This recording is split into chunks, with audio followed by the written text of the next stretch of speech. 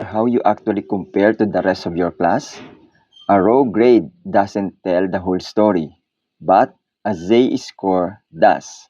Today, we're going to learn how to calculate 1 in 5 easy steps. Let's look at Sarah. She got an 85 on her chemistry final. The class average was a 70 with a standard deviation of 10. Let's find out exactly how far above the pack she really is. Step 1. Identify your variables. We need Sarah's score, x, the mean, mu, and the standard deviation, sigma. Always write this down first so you don't mix up later. Step 2.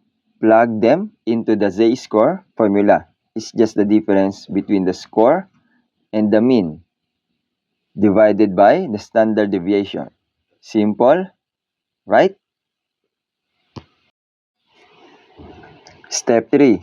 Find the deviation. Subtract the mean from Sarah's score. 85 minus 70 gives us 15. This tells us Sarah is exactly 15 points above the average. Step 4. Divide the gap by the standard deviation. 15 divided by 10 equals 1.5. This turns those raw points into standard units. Step 5. Interpret your result. Sarah's Z-score is 1.5.